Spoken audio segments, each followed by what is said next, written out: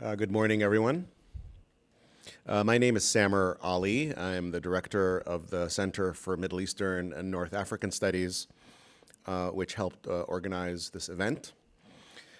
We dedicate this event to the victims of the New Zealand attacks on two mosques where 50 Muslims were killed while praying Friday prayer almost exactly 1 week ago.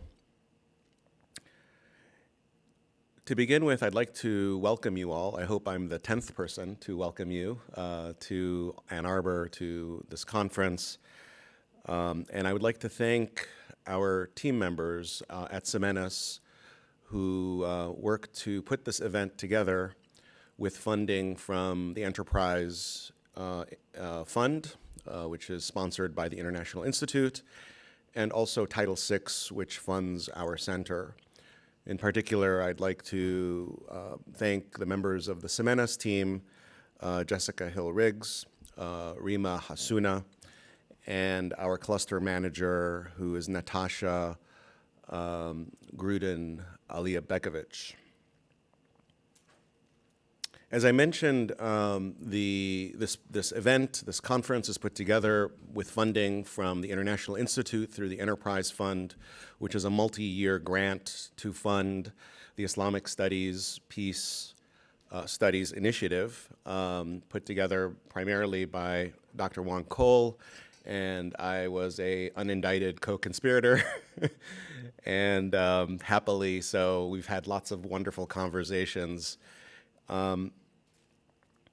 I would like to also thank our co-sponsors who lend their name to this wonderful initiative and also support it with publicity and in some cases funding as well.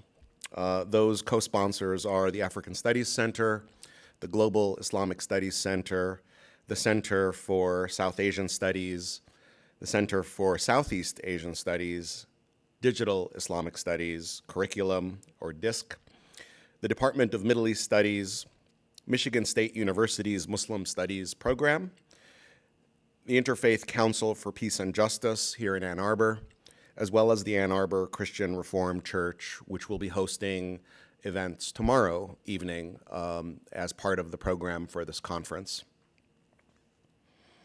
As I mentioned earlier, Juan and I had lots of conversations as we were putting together the Enterprise Fund application, and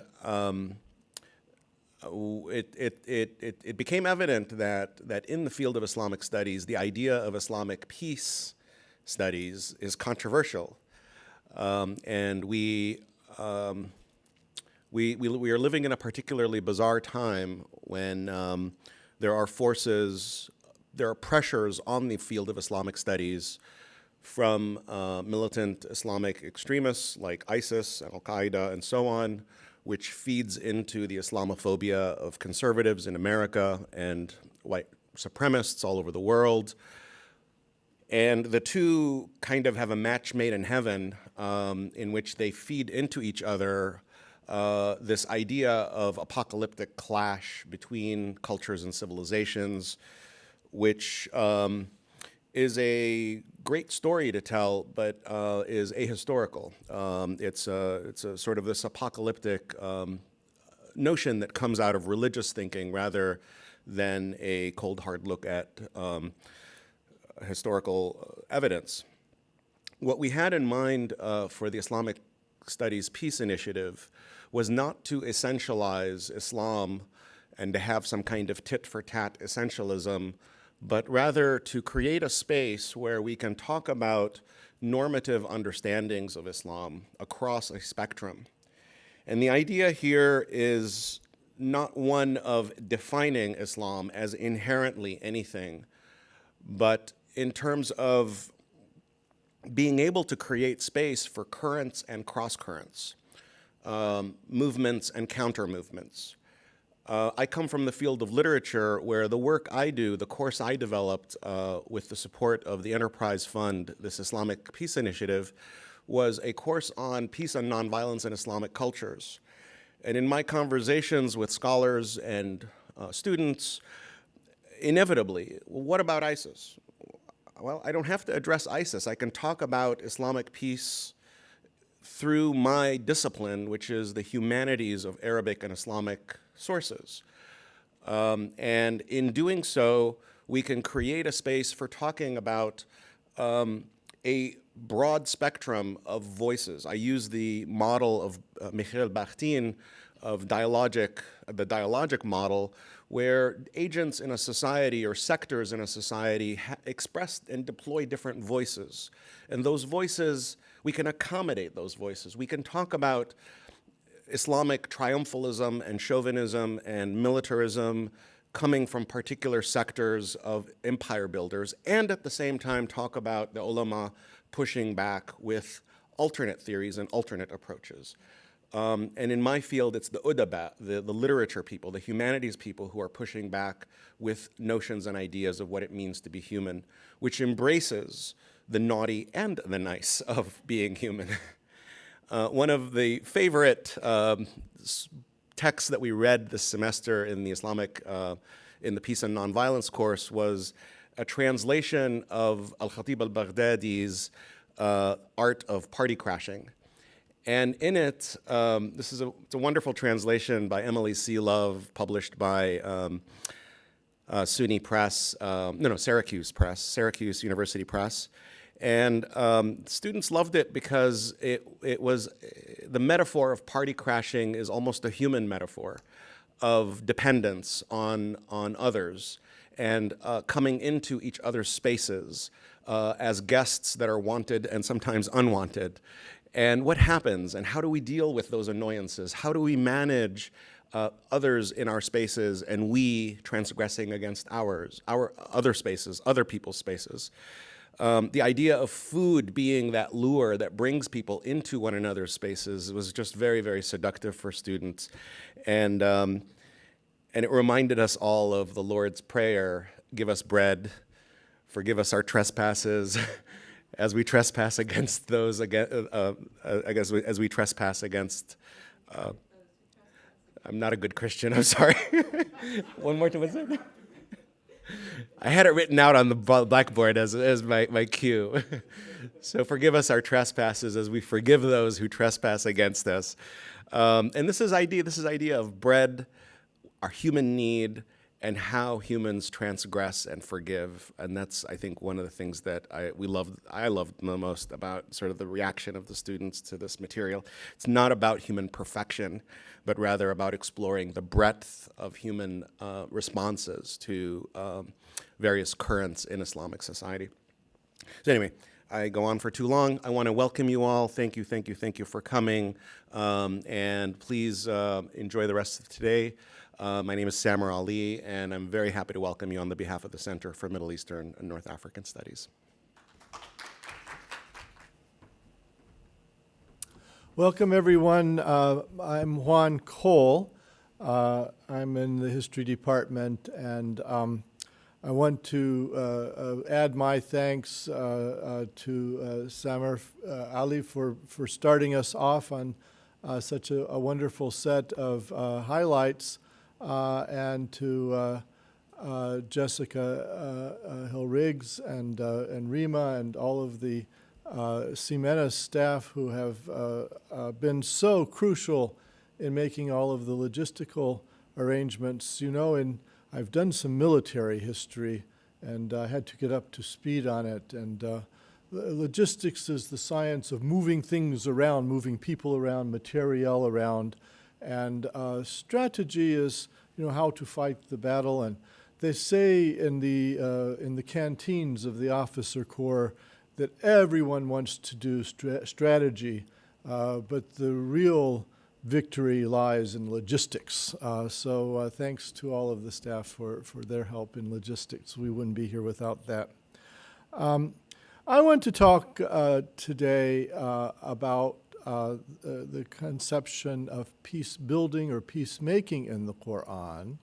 There are a number of words in the Qur'an that are used in this regard. One of them, of course, is salam, and salam is key word, a key conception in the Qur'an, which means peace, but also in ancient Arabic has connotations of well-being and security. And there are other words, and I have traced the use of the word salam through the Qur'an in my recent book, Muhammad, Prophet of Peace Amid the Clash of Empires. That technique of taking a triliteral root, because Semitic languages like Arabic and Hebrew are based on three-letter roots. Indo-European languages are just two. You can take the three-letter roots in the Qur'an and trace them through chronologically. This was a technique pioneered in some ways by Ayesha Abdurrahman bint Shata, the great exegete, modernist exegete of mid-20th century Egypt. And I studied with people in Cairo who were in her circle. She advocated this kind of attention to keywords. And keywords, you know, Raymond Williams in literature has a book on keywords in Western culture from a British leftist point of view that has been enormously influential. We haven't had, and there are famous works in New Testament scholarship on keywords in the New Testament. We haven't had very much in the way of attention to keywords in the Qur'an. So in my book, I attended to salam, and another word that's important in this regard is sulh.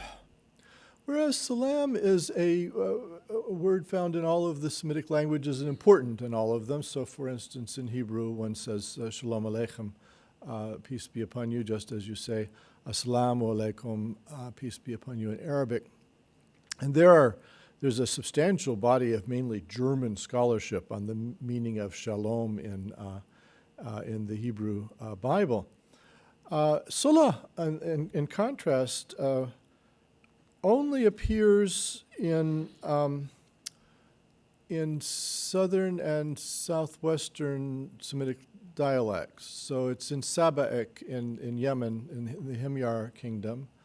And it's found in some languages in Oman, and it's also then in Arabic, but it's not in Ugaritic, it's not in Hebrew, and so forth. So I suspect that this is a loan word, which was taken into these southern Semitic languages, or is an evolution in the meaning of the root that only occurs in these languages. The root does exist in the Hebrew Bible, but it doesn't mean anything like this. So this is a distinctive word, sulh. It's not, it's unlike salam, we can't do comparative Semitics with it very easily.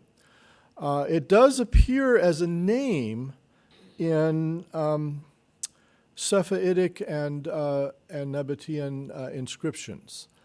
And now there's one of the exciting new things about the study of the period before the rise of Islam, and therefore the context for the rise of Islam, is that Nabatean and Safavidic rock inscriptions are being found in greater numbers and also are being digitized and put on the web.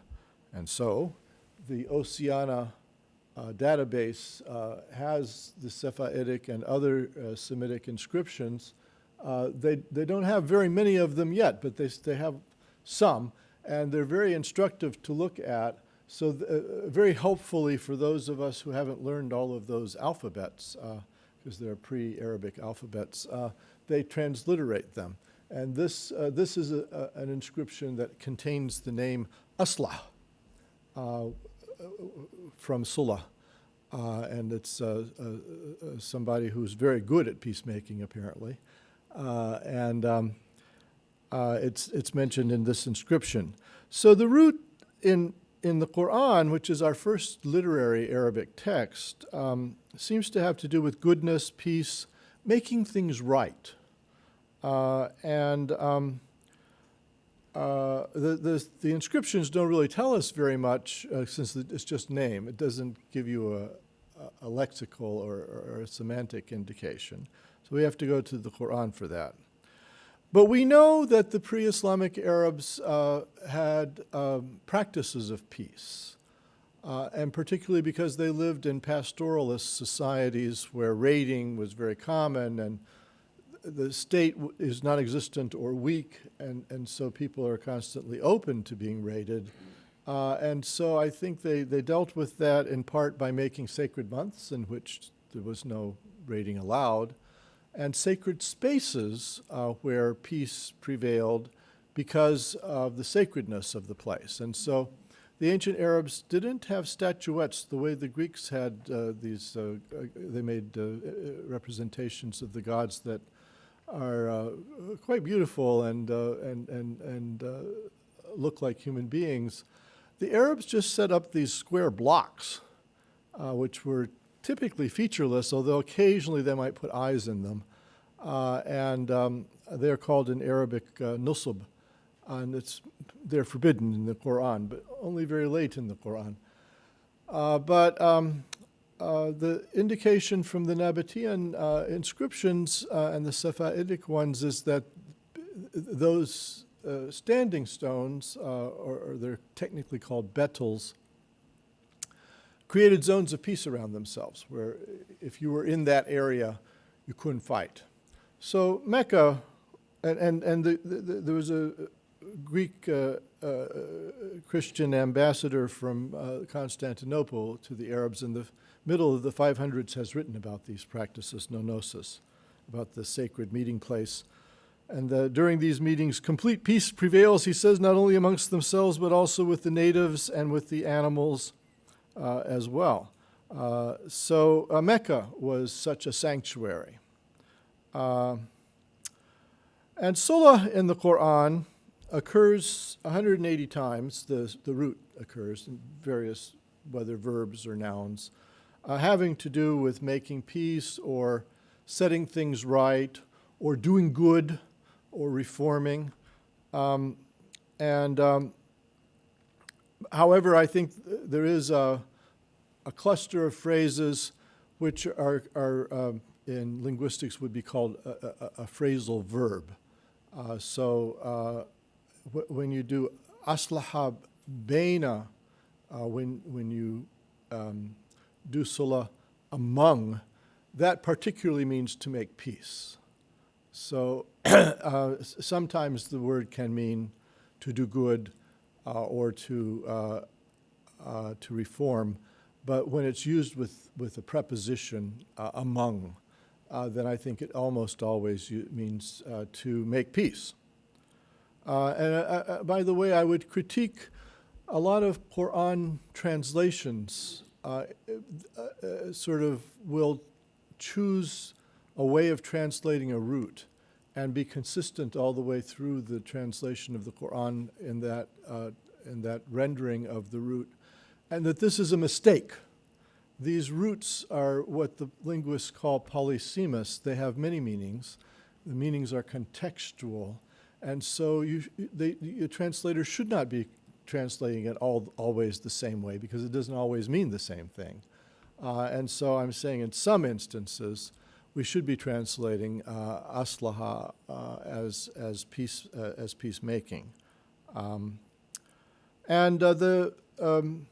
Interestingly, one of the very first Arabic dictionaries by Al-Khalil al-Farahidi in the 800s mentions that one of the pre-Islamic names for Mecca is Salah, from this root.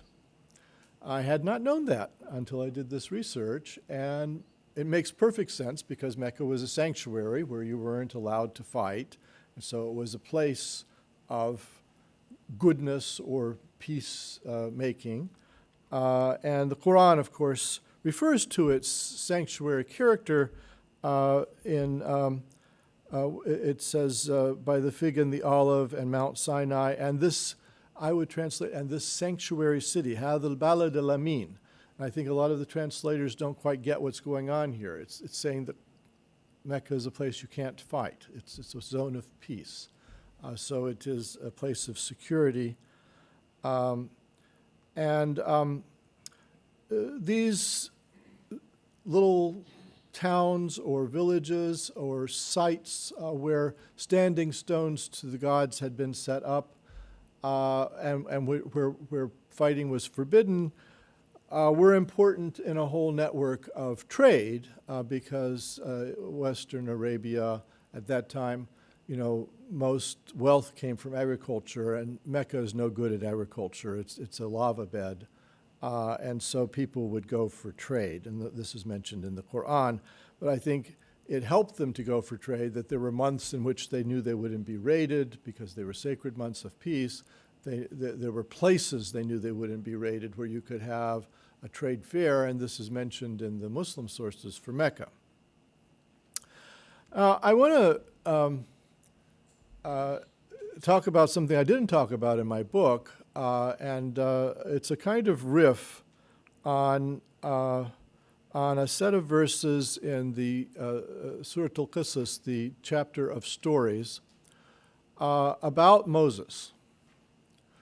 And we all know the story from Exodus that Moses been adopted into the royal family in Egypt and was treated as a prince. But when he got to be about 40, he became curious about his own origins, and he knew he was a Hebrew, and went out from the palace and found Egyptian pharaonic overlords mistreating the Hebrew slaves and whipping them and so forth. And he had an altercation with one of those overlords, and it went very bad, and the man ended up dead.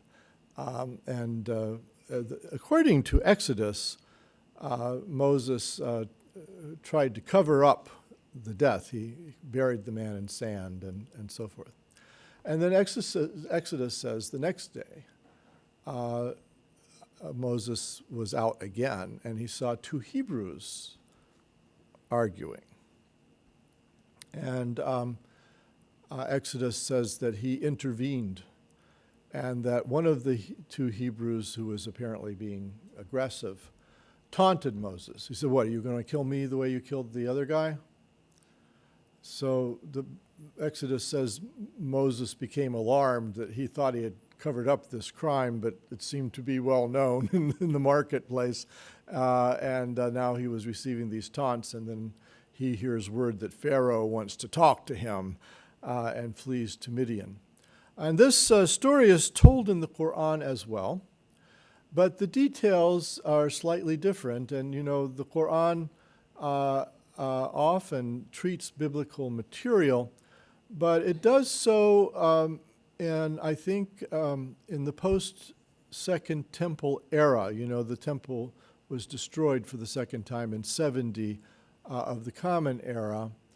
And thereafter, the focus of Judaism switched, the historians think, from temple worship to more local worship, and also the rabbis become more important. The scattered rabbis, wherever they were in Babylonia or in the Galilee, become more important.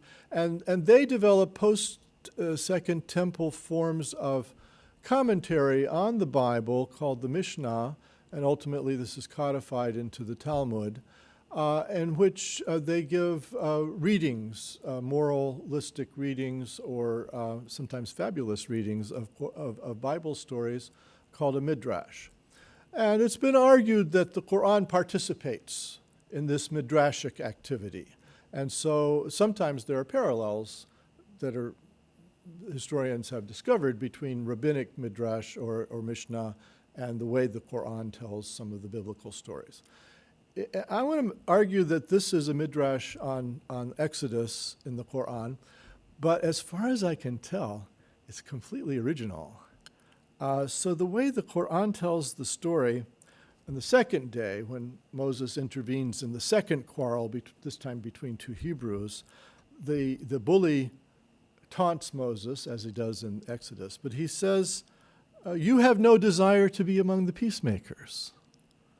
ما تريد أن تكون من المصلحين. Now, where does this come from? Well, it's not Judaic. The Judaic tradition, if you take the philosopher Philo of Alexandria, who died halfway through the 1st century of the Common Era, he doesn't mention the second story about the 2 Hebrews. And he does tell the first story about the killing of the Egyptian. However, from Philo's point of view, that Egyptian was a pretty awful person. He was beating up on a Hebrew. And Moses did very well to intervene in that. And too bad the guy died, but, you know, Moses is a hero. And then the post-Second Temple rabbinic tradition takes up these themes, that it's all about the defense of Moses. And Rabbi Hanina says that actually he interprets the Hebrew Bible to say that if you strike a Hebrew, you know, you look like you're going to try to murder a Jew. And Rabbi Hanina elides over the fact that they weren't Jews yet, because the Hebrews only become Jews after Moses receives the tablets on Mount Sinai. But so he doesn't bring that up. But he says if you strike a Jew, that's a capital crime for a Gentile, and so Moses was within his rights to slay the Egyptian. But that's, as far as I can tell from looking at the secondary literature, the tendency among the post-Second Temple rabbis in their Mishnah and the Talmud was to defend Moses as having acted correctly. In contrast, and they don't make so much of this second incident about the 2 Hebrews. In the New Testament, in Acts, there's a story that Stephen, an early convert who was a Gentile, is brought before the Sanhedrin on heresy charges because he's preaching in synagogues and preaching early Christianity. And he tells the story in Acts 7 of Hebrew sacred history. And when he gets to this story of Moses, he says that on the second day, when Moses intervened between the 2 Hebrews, that he tried to make peace between the 2. So they were quarreling, and he urged them to peace. Irenin is the Greek. Having said, "Men, you are brothers, why do you wrong one another?" So the Qur'an seems to be between the Christian tradition and the Jewish one. And the Christian commentaries, John Chrysostom, who died early in the 5th century, said, do you mark with what mildness he addresses them? That is, Moses addresses the 2 Hebrews, according to Stephen. He had shown his wrath in the case of the other, of the Egyptian, but he shows his gentleness in his own case, that is the case of the Hebrews. And Gregory of Nyssa wrote a life of Moses, which is very Platonizing. And he said, then when the 2 Hebrews fought with each other, he tried to restrain them, counseling them that because they were brothers, they should make nature and not passion the arbiter of their disputes. Having been rebuffed by the one in the wrong, he made this reflection the occasion for a greater philosophy. So Moses is set on a trajectory after his attempted intervention to make peace between 2 members of his own tribe. Now, the Quranic account in the story of the chapter of stories differs from the other traditions in several ways. First of all, the Qur'an thinks that Moses was a murderer and that he did something very wrong in killing the Egyptian. So there's none of the kind of ethnic sort of discussion that's in the rabbis. It's nothing to do with being a Hebrew or an Egyptian. The Qur'an has a universalistic approach to ethnicity in this story, and I think that's typical of the book in general. It's from a different time. And so Moses confesses to God his sin and receives forgiveness.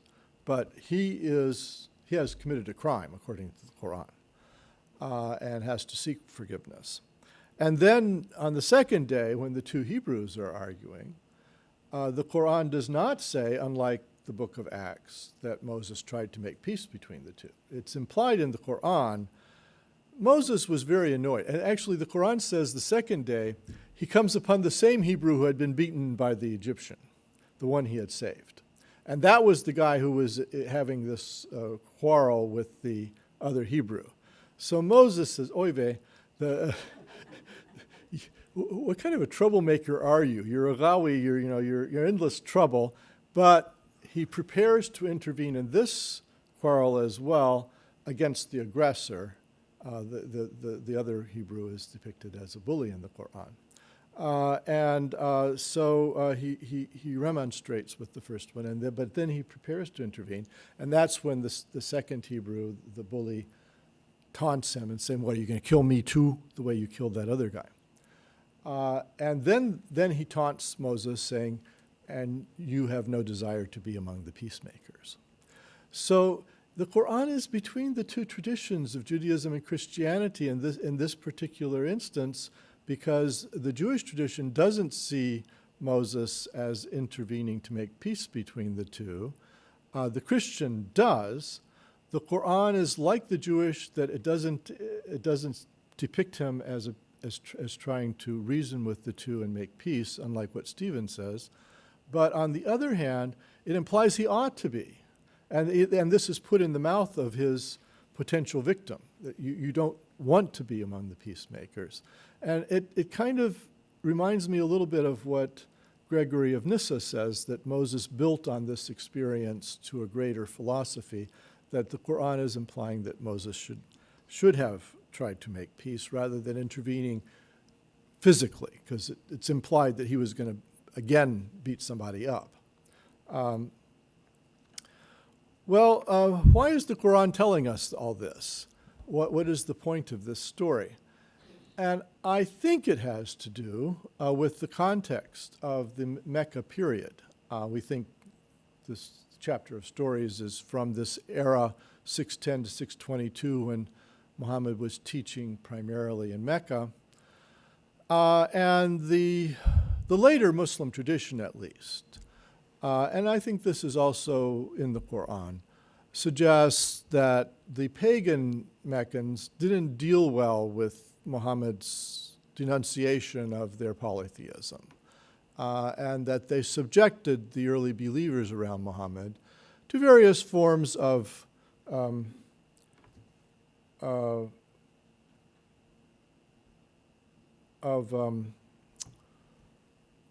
harassment, taunting, social exclusion, boycott. They were mean to them. They were discriminating against them. And in Arab society, one doesn't take that kind of thing lightly. A person's status, their reputation is very important. So how do you receive an insult like that? Don't you have to kill the guy who insulted you? And I think that was very common that they felt they did.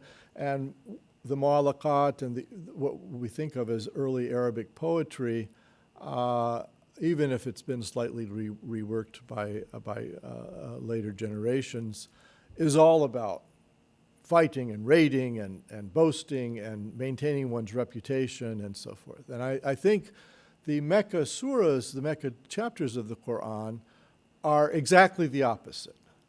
I find in them the strong ethos, which Professor Omar referred to last night in his keynote, a strong ethos of turning the other cheek, basically, of returning good for evil. The criterion, the chapter 25 of the Qur'an says, the servants of the All-Merciful who walk humbly upon the earth, and when the unruly taunt them, they reply, peace. So this is what the Qur'an is recommending in this situation. And remember, they're not being they're not being necessarily physically attacked because self-defense is a universal principle, but they're being taunted, they're being humiliated, and the Qur'an is urging them to respond peacefully. And I think Moses is being used as a negative example. So he intervened in these quarrels, willing to deploy force to settle the quarrels, and the Qur'an is saying that wasn't the right way to do it. Moses had to ask God for forgiveness for his militant interventions, and then is taunted that he's not among the peacemakers by one of his potential victims.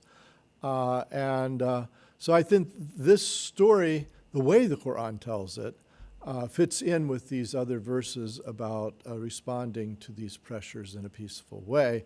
And it's quite remarkable, it seems to me, that the Qur'an is willing to use a prophet, because Moses is maybe the major prophet of the Qur'an. He's mentioned more than anybody else, and mostly in a very exalted way. So, but that's after he gets his prophetic mission. While he's still a civilian, so to speak, he's capable of making these errors, and those errors are then held up as a negative example for the early believers, that this is not the way to behave.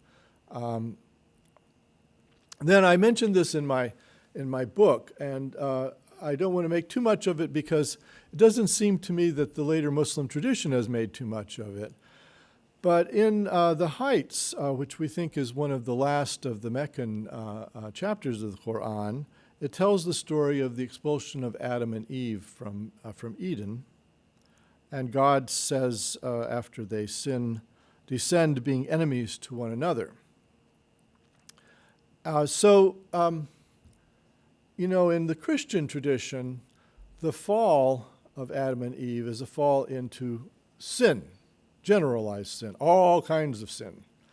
But in the Qur'an, it seems to be a fall into feuding, into violence.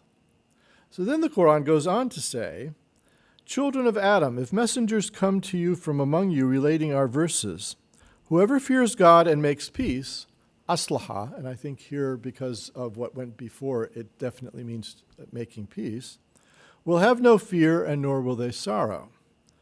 So in Christianity, the solution to the fall and then to original sin is the sacrifice of Christ on the cross and the redemption of human beings through that sacrifice. I would argue that from this verse in the Qur'an, it seems that the Muslim response to the fall, which plunges humankind into mindless violence, is peacemaking on the part of each individual.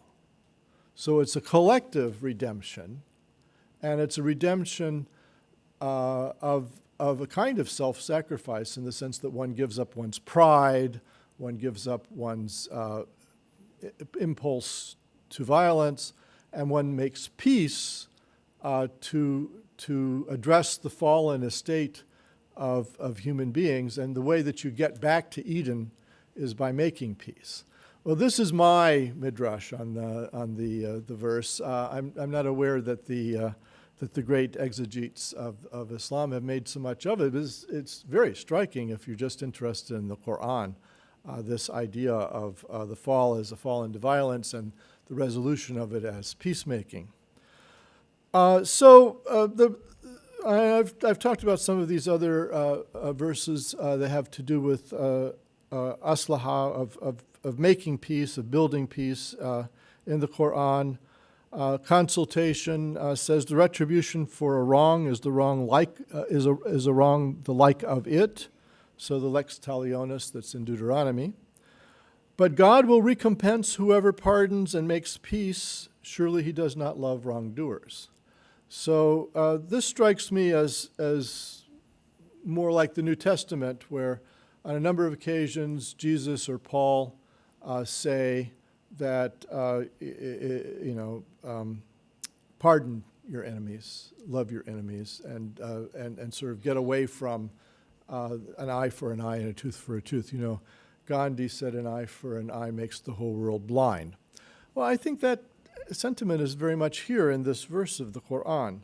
The one who is patient and forgives displays steadfastness. And Asma Afsariddin has argued that the word patience in the Qur'an, sabr, is often used for peacemaking, for tolerance, and that it's a technical term in the Qur'an that hasn't really been recognized in this regard.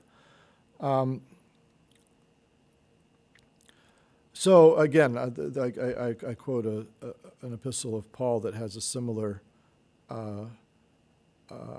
import. Beloved, never avenge yourselves, but leave room for the wrath of God. For it is written, vengeance is mine, I will repay, says the Lord, and urges, don't be overcome by evil, but overcome evil with good, which is the Quran verse says repel evil with good. It's almost exactly the same as what Paul says. Let me just leave you with a final anecdote. Again, this is not one that's in my book.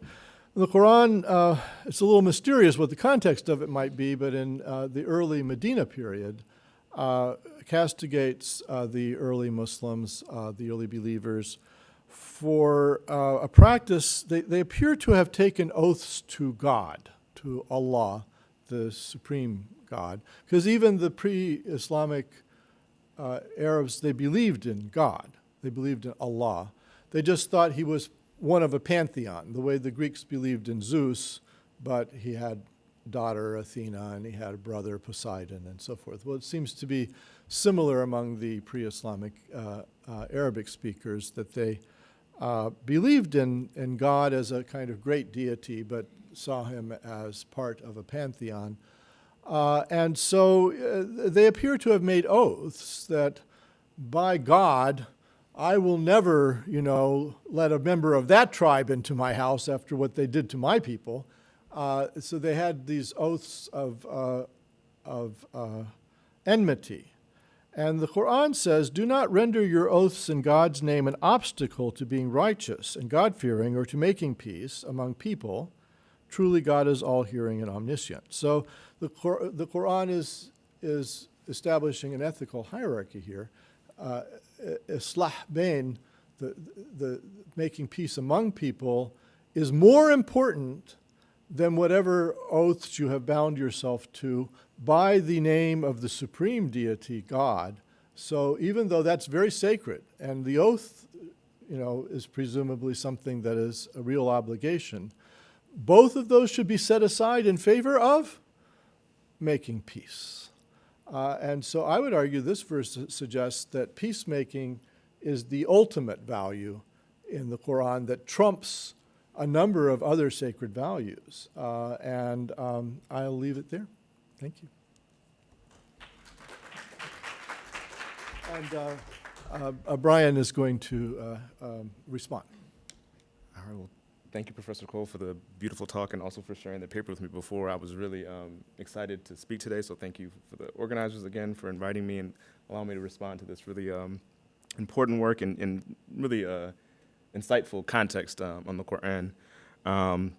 So just thinking about what Professor Cole shared with us today, immediately upon reading the paper Professor Cole shared and then also seeing some of the context in his presentation today, I was struck immediately by thinking of the origins of this term as being kind of proto-Semitic in a way in a part of southwestern Arabia, and thinking of some of those historical connections between Himyar and the Abyssinian tradition as well, because there's definitely linguistic connections that have been established in a text I was reviewing this morning, and an earlier paper in the early 90s by, I'm going to get his name wrong, Irfan Shahid, connecting some of the Quranic context and the linguistic connections in the Quran and some of the Abyssinian Semitic languages, as well as the Nabatean early context in this period. So it's just interesting seeing a term that has kind of still unknown and in a domain of not as much, where there's still more research to be done in some of these connections between Semitic languages in the southern portion of the Arabian Peninsula and Northeast Africa. And then that connection particularly stood out when we're thinking of this term and its unique origins in Himyar and a period when there was significant influence at the time. So it's definitely a point of a jumping off point if you think of this context here.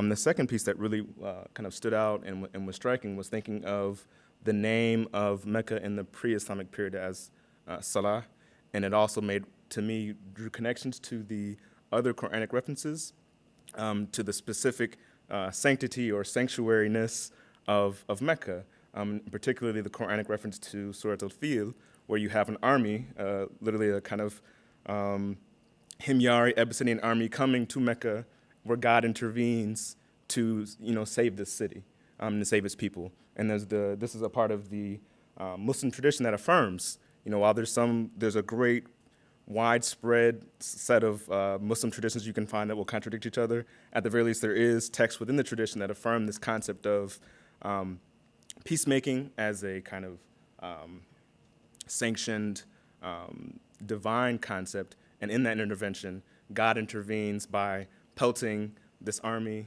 and saving this city. And this connection is made to the Prophet himself, in terms of this being his grandfather, who makes a reference to being the lord of a certain set of camels, but the city itself being, and the Kaaba, where Muslims pray toward, being the sanctuary of God. And so it's another one of these connections that you find in the Muslim tradition that affirms this kind of notion of Salah as a sulh, as a context here. Just another other things to continue on and reflecting on this here is just thinking of this context of the Quranic intent, thinking of peacemakers, and it's particularly looking at this idea of settling disputes and how this really resonates within the broader literature and within the tradition when we consider this notion of how the idea of Moses with the Hebrews. There's another piece in the Quran when you think of the story of Moses and Khidr. And Khidr being, there's this relationship he has with Khidr, who's kind of the prototypical Sufi figure in the Quran. He's kind of mystical, described as green, and there's a kind of strange moment where he commits a murder, and Moses just does not understand this whole notion. And it almost shifts this idea of like peacemaking as being something that has to be taught to Moses to understand. And it's in this process of him becoming this exalted figure in the Quran. He has to learn from some consider him like a semi-divine figure or a mysterious figure who's not well understood, but it's something that Moses has to be taught to kind of obtain this prophetic standing and figure. So I think it's another good reference to this idea of peace being a literal action. Like if there's going to be death, it's the domain of God and do not transgress, but you may not understand Moses. And I think it's a useful context as well, just connecting it back to this notion here. Let me see, I'm doing it on time. Thinking even further forward in Professor Cole's talk today is this idea of if we think of even today's context, when we look at within a broader global environment, this idea of seeking peace being particularly salient now. And I'm moving a bit to the contemporary context because I think it speaks to something that, as Professor Ali was mentioning in the beginning, this Meccan period and beyond, we see this broader context of peace-seeking and this context of identifying, as Professor Cole pointed out, Moses's kinetic interventions is the word he uses in the paper, which I found to be particularly it's just apropos. It's not something that is extolled in the Quranic notion. References to violence, if we're deferring to them in that way, are very much within that same context as Professor Cole mentions, is not in the vein of transgressing. It's violence for the sake of bringing peace and bringing an end to this context. And obviously this connects to recent events that have occurred in New Zealand and around the world, but it also refers back to this context here because when we think of the context of this part of the Hijaz and then broader Arabia in the period, it was a time of quite significant instability. There wasn't a strong state per se. There were recent conflicts that kind of pulled amongst the various groups in this period. So this idea of peace was particularly salient because the Muslims were not a part of a stable state. Like this early community was in a context of violence. And so in this context of violence, these are the methods by which the Quran is speaking to a context of how do you achieve peace. And this is what seemed to really resonate as well. When we're thinking of these kinetic interventions, this is not a call to do this endlessly. It's a call to do this judiciously. And so the last piece that I wanted to connect back to just a moment again, thinking of these kind of more southern-oriented connections to the peninsula and also a bit across the Red Sea, is when Professor Cole talks about references these connections to the Bible and to the Christian communities to the north in the Roman Empire. But also, if you think of the geopolitics of the period, there's kind of this arc that connects the Romans of the north in Egypt down through Sudan into Ethiopia, where there's kind of this on one side, and then you have the Sasanian Empire on the right. And it is in the context, as he references in his book, of a global kind of conflict of a sort, and then you find this Arab population in the middle, kind of countervailing between these two poles. And if we think of the actual day-to-day discourse that some of the Muslims were having, much of that is occurring either in the Arabian Peninsula amongst the Najrani Arab population or the Abyssinian population in Mecca, or the first two hijras, where people were the first caliph, some of the prophet's daughters, and some of his family members went to Abyssinia and then came back. And they were there for 5 years amongst the court. And these are people that are literate. Some of the Muslims were literate. So there definitely is an exchange of ideas, certainly biblical. And you can see, in a sense, Quranic responses and engagement with these ideas. So it's not an idea that is far-fetched. And with more research over time, we can continue to come up with these inspirations and continue to find more. Let's see here. And if we continue, just thinking a bit more on some of the specific Quranic references that Professor Cole makes reference to today, thinking back on the idea of oaths, and there's something more, just wanting to continue to just kind of share some of the pieces of the Muslim tradition that can affirm this, recognizing again that there is a wide swath of reliability versus unreliability and different ways of which different academics' positions fall on determining reliability. But this idea of oaths also comes up significantly within the tradition, in the sense that there's a context in which there is an older pre-Islamic tradition of oath-taking, as Professor Cole mentions, that is considered noble in some respects. The Quran doesn't say oath-taking in and of itself is a bad thing, where you might find that in more of the biblical tradition that questions oath-taking in and of itself. The Quranic stance is more neutral, but what it says is, do not have your oaths contradict this new intervention, the Quran, and what God says. It's a very kind of nuanced concept or understanding, but what's important about this is, and this is the thing that I was mulling on in looking at Professor Cole's paper and listening to his talk today, is the idea of the Quranic intervention and a term like this upending on one end the context in the Arabian Peninsula at the time, but at the same time not entirely disconnecting from or rejecting all the traditions of the Arabs at the time.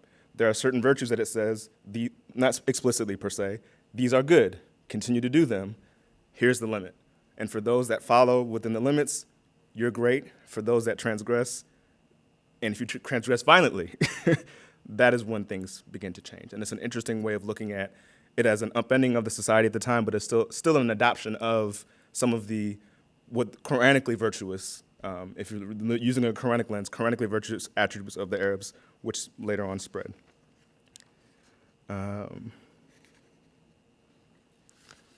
Yes. And then continuing forth, thinking of another Quranic reference that Professor Cole mentions. There's a portion in what is translated as the Chambers from verses 11 through 12, and I'll just read it just to kind of make the specific reference. Believers, let not one people ridicule another, for the latter may be better than they, nor should women ridicule other women, for the latter may be better than they. Do not insult each other or call each other names. A depraved epithet is a miserable thing after faith. Whoever will not repent, those are wrongdoers. Obviously, it continues past that point, but I wanted to stop there because it's something that I don't think Professor Cole has much of an opportunity to mention today, but it was in his paper, and I thought it was really worth mentioning. And this is the idea of peacemaking is not only a kinetic thing. All of the pretexts that would lead to a kinetic violence are also a form of verbal violence, backbiting, gossip. All these things are very much referenced continuously in the Quran. And in this specific verse that he references here, I thought it was worth bringing that forward as an idea of peacemaking being the operative thing before it even gets to a point where violence would be called for. And it calls for that.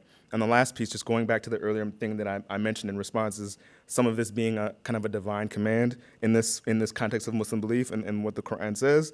When it's mentioned here, whoever will not repent. This idea of repentance is, in the overwhelming majority of Muslim belief and exegesis, is divinely oriented. But it's also a precursor to relenting or repenting towards someone else. Because if someone is not able to then repent to God, well, then can they actually see if they're transgressing in the first place? So it's kind of this, within this very verse here, you see a lot of layers of how does someone then prevent violence?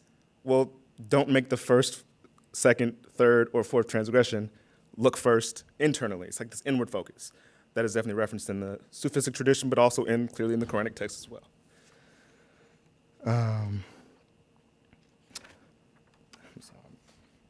So I'll just close with just to kind of sum up the pieces that I shared here.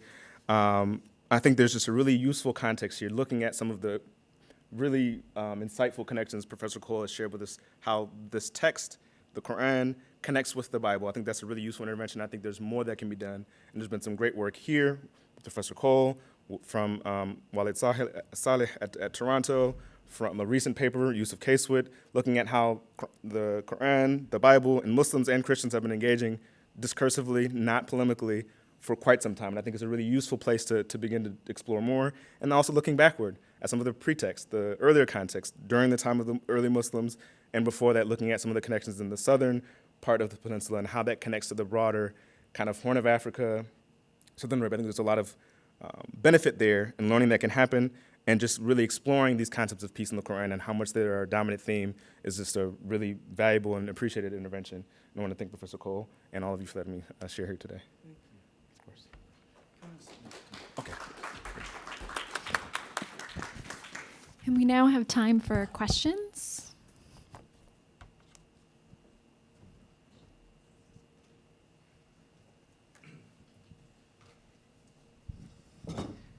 So thank you very much, both the speaker and the respondent, for their very insightful discussion of certain verses and their historical context. I really learned a lot. Having spent a lot of time in Arabia, I would like to point out that the remnants of that system of sacred enclaves, of which Mecca was one example, still exists. They have three names. One name is Hima. It's used mostly in North Yemen. The other is Halta.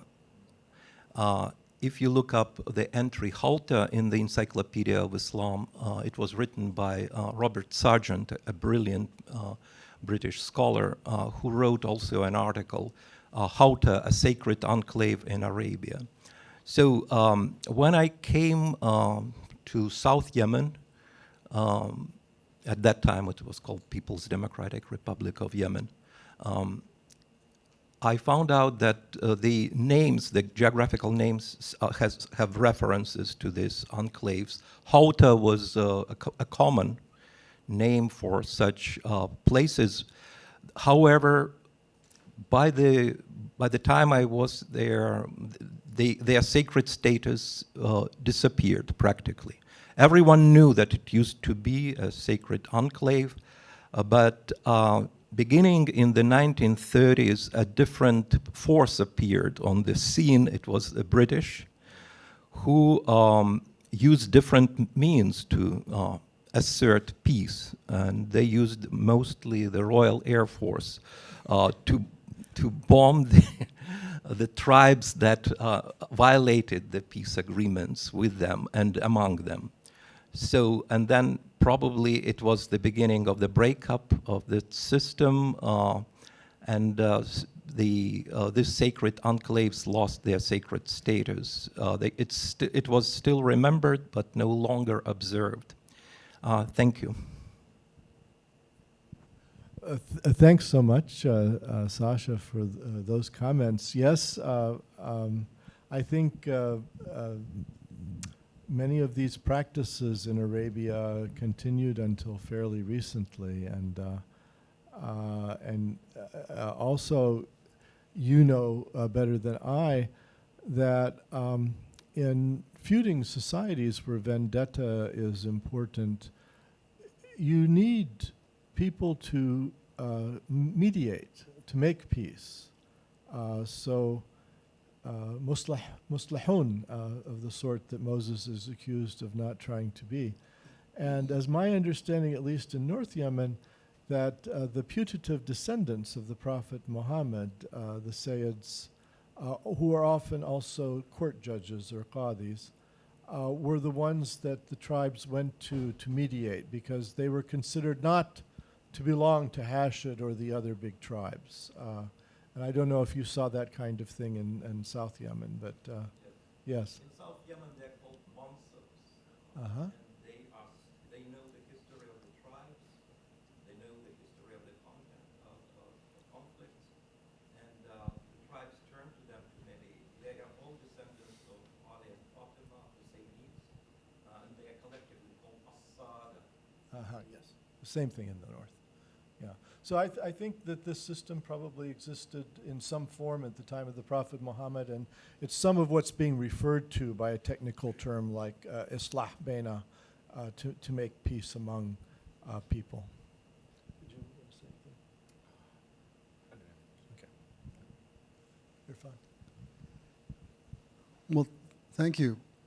Wonderful and enlightening presentations by Bryon and Professor Cole. I just wanted to point to,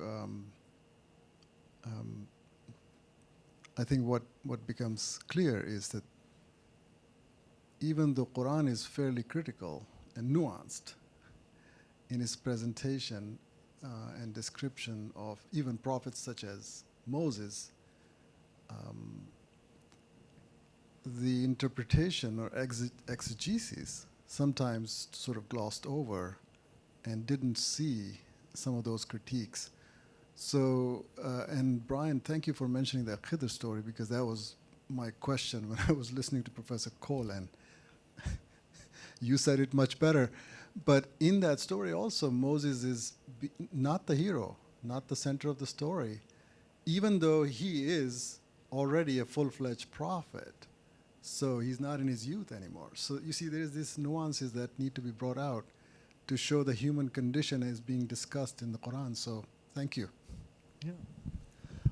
Thank you, Irfan. Yes, I should have said something about my methodology, which is I'm not exactly a revisionist in the sense of the John Wansbrough and Patricia Crona and so forth, who put the later Muslim tradition under the sign of extreme skepticism and really wondered whether it was at all useful in getting at the events of the early 7th century. I think there's useful material in that corpus, but on the other hand, I'm a historian, and I'm aware that the corpus is late. So many of these later exegeses, these later exegetes and chroniclers and so forth are writing 200 and 300 years after the time of the Prophet Muhammad, and in a different context when Islam has become a world empire, and you know, specialists in the New Testament, Paula Fredrickson and Laura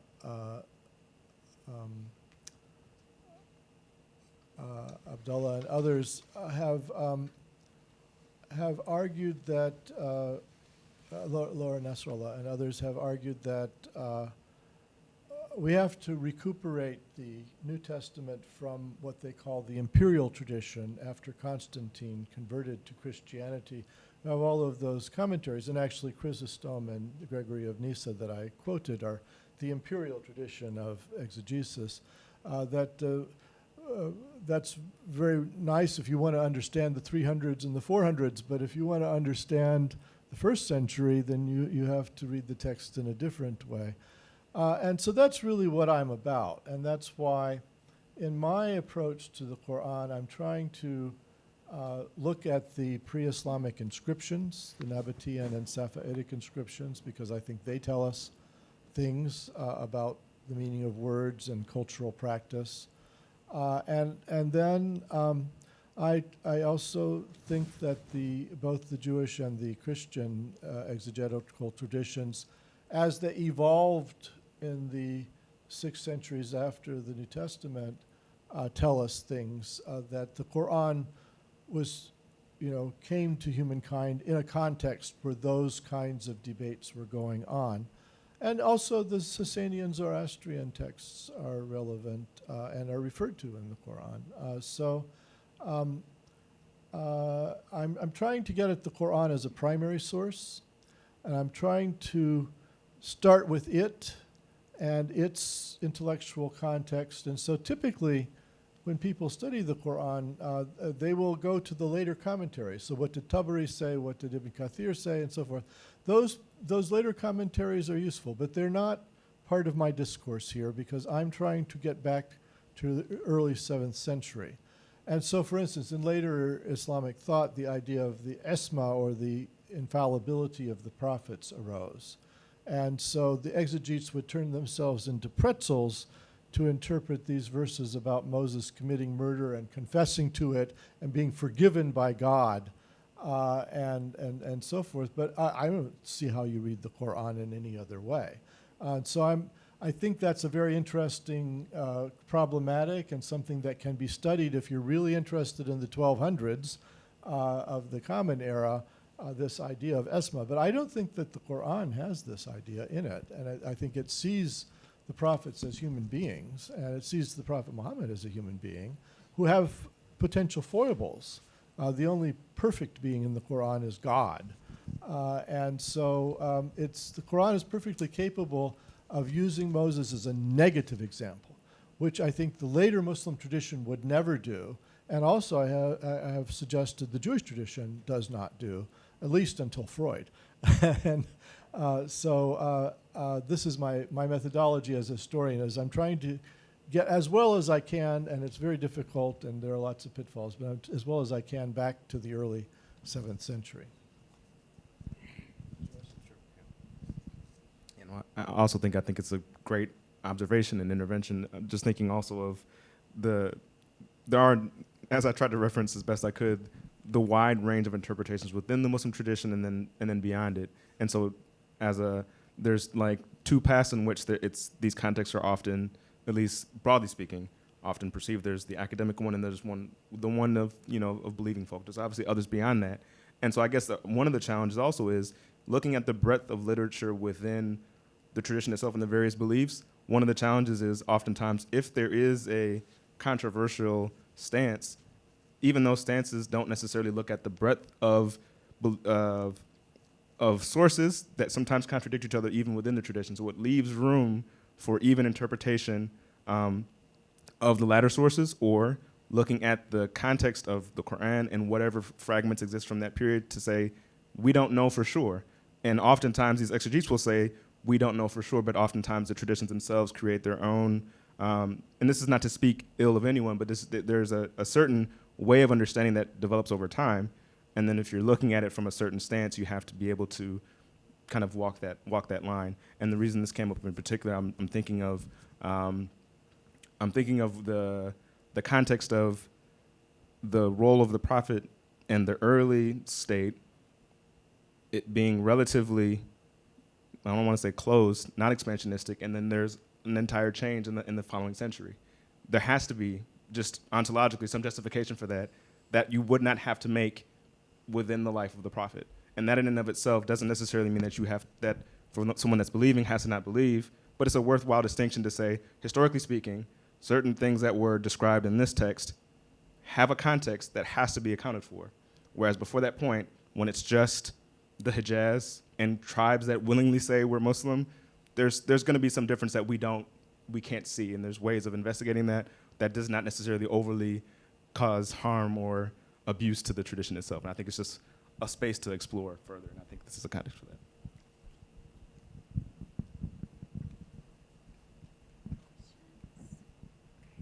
All right, I think we are now going to take a quick coffee break for about 15 minutes and reconvene at 11:30 for Professor Kanish's presentation. But let's give a round of applause to Professor Cole and Bryon Maxey for their thoughts and presentations. Thank you.